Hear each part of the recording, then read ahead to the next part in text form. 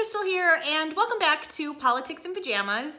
Today we're going to talk about why it feels like every crisis gets politicized. If you're new here, I hope you'll consider subscribing or clicking the like button. It really helps me out, and it is totally free on your end, so I mean, why would you not do it?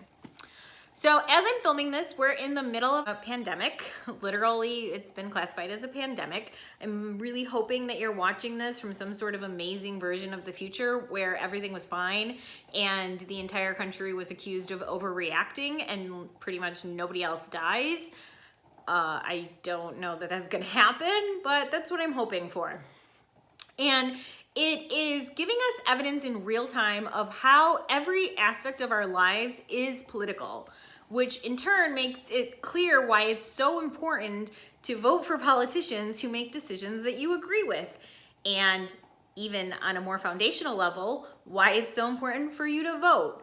So right now, you're seeing things like school closings. You're seeing things like restaurants being closed down. You're seeing the real-time effects of our healthcare system and who has health insurance and how that will impact other people. And it's very clear that these things are political, whether we want them to be or not.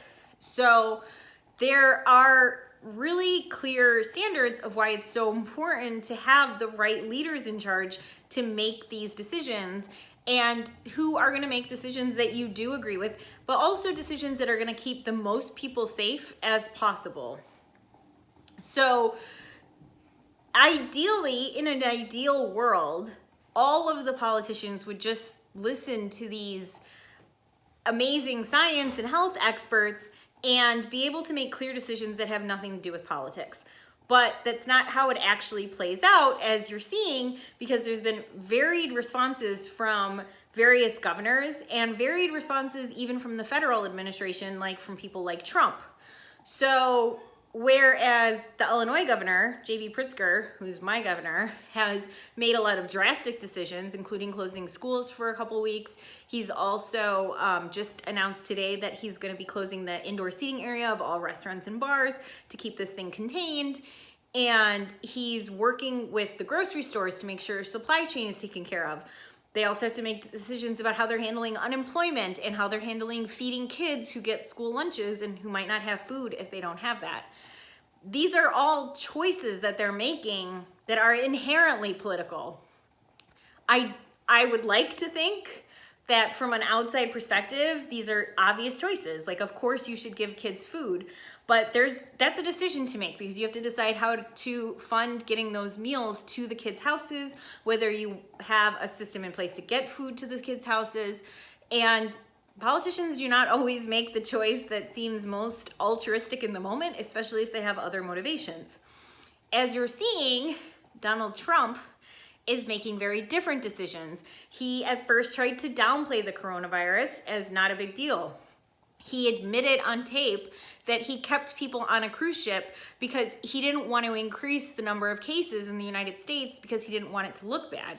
And so now I think the situation is happening whether he wants it to happen or not. And it's becoming increasingly clear that he also is making decisions, political decisions about how to handle it, whether or not to encourage people to self-isolate, to social distance, to stay in the house, to work from home, whether he's cutting down, he's not closing any schools, but how he's working with customs agents and border patrol and how they're screening people coming into the country.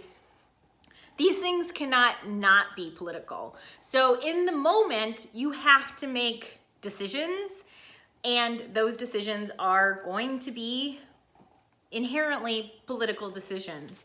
But also, that's not all that's happening. There are also people who are saying that this is a reflection of a lot of the social structures in our country, and this is bringing it all to light. So things like not everybody having health insurance, and people who cannot afford to feed their kids because we don't give out enough food assistance to families, and the infrastructure that we have to continue running a society despite a crisis.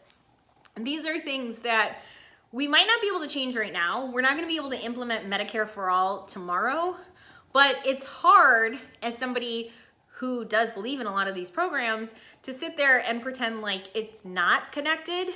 It would be like somebody having a heart attack and then leaving to get a double cheeseburger with bacon. And perhaps in that moment, it might not be the best thing to do to yell at them for eating that cheeseburger, but in your head you would be like, how are these things not connected? Like, you're gonna have to change how you eat, you're gonna have to change your diet. This is just inherently connected.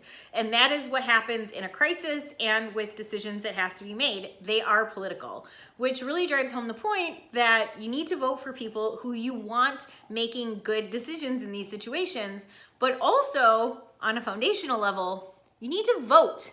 Just period, end of sentence. You need to go out and vote, because what you're doing is voting for whether or not your schools get closed during a pandemic and whether or not other people have health insurance, which could impact whether or not you get a virus during a pandemic.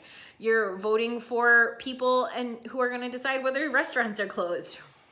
So all of these things are connected. It's all political. It's why I'm so passionate about this topic. And I hope you will go out and vote like I always do. I will leave voting information down below for the upcoming primaries for the Democratic nomination. Please, please, please vote. I don't want to tell you to go out and vote right now. So maybe get absentee ballots. I'm not a doctor. I'm not sure what the protocol on that is.